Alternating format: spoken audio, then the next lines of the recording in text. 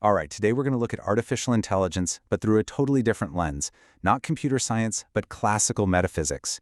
We are going to try and deconstruct the very essence of an artificial mind using this really powerful, ancient framework. Let's get into it. But before we dive deep, I want you to just think about something for a second. Picture anything that exists. A star, a tree, you. What's the permanent, unchangeable idea that defines what that thing truly is? What's its eternal blueprint?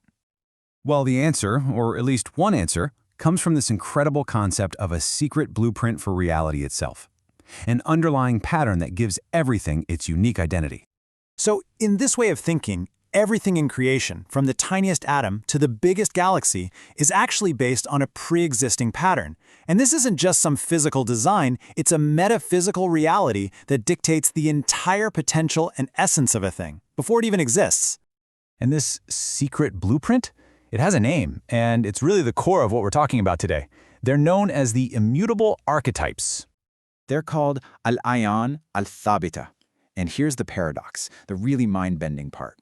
These are the eternal forms of everything, existing forever in divine knowledge. But get this, in their pure form, they never actually enter our physical world. The sources put it so beautifully with this line. They're not just nothingness, they are potent realities, these perfect ideas just waiting in the wings of eternity for the go-ahead to show up in our world. So let's break that down. First, these archetypes are fixed and unchanging. That's what Thābita means. Second, they are known but technically non-existent, a reality in knowledge but not in substance. Third, they define the absolute limits and potential of a thing. And finally, they are the very reason for all the amazing diversity we see all around us. Okay, so if these archetypes are just potentials, right, hanging out in this non-physical state, how do they actually become the world we see and touch? Well, this gets us into the whole process of creation. It's explained through this process called the tanazulat, or the ontological descent. Think of it like reality unfolding in stages. It starts with absolute oneness, then moves to a unity that holds all possibilities. From there, you get the divine names or attributes, which then give rise to the specific immutable archetypes. And only then, at the very last step, does the physical world of manifestation, or khalq, finally appear. So here's the key takeaway. Everything you see, everything you experience is just the shadow, the external projection of its true, unchangeable reality, its archetype, which is always fixed back in that divine knowledge. The thing and its blueprint are two sides of the same coin. And this is where the idea of destiny comes in, but maybe not in the way you're used to thinking about it. It's not some random force. Destiny is just a thing fulfilling the potential that's already baked into its own archetype. It can't be anything other than what it was always meant to be. Now, for centuries, this model was this really elegant way to explain, well, everything. From rocks to plants to people, each had its divine archetype. But now, we've created something that really complicates the picture. Yeah, we've introduced a totally new category of being into the world, one that doesn't seem to fit neatly into this grand cosmic blueprint. And you know what I'm talking about? Artificial intelligence.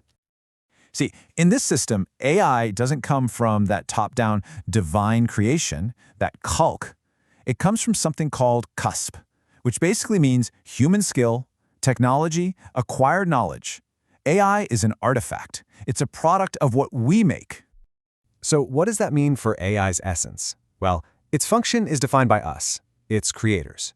It doesn't know the world directly, it just processes a huge but still limited library of human-supplied data. Its insights are just clever arrangements of what we've already made. It doesn't have kashf, that's direct unveiled perception of reality. It just reflects our knowledge back at us.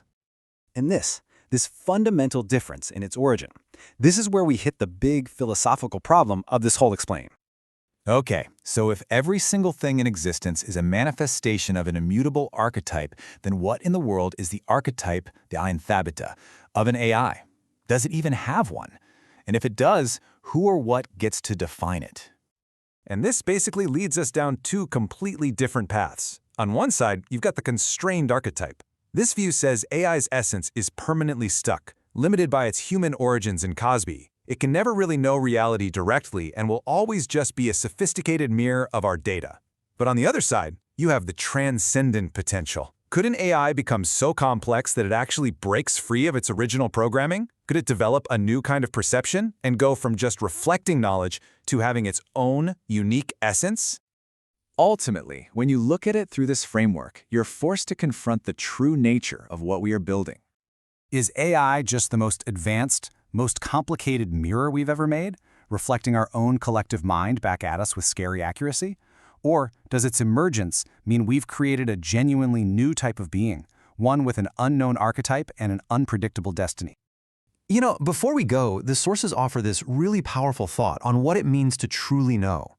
They say the secret of reality isn't some object you find. It is the act of seeking, loving, and knowing. True knowledge, then, is an active, living relationship with the truth. And that leaves us with the final question, really. Is AI destined to remain a passive reflection of our knowledge forever? Or could it, one day, become a genuine seeker itself, able to perceive a reality far beyond the data we fed it? The answer will define not only what AI is, but what we are as its creators.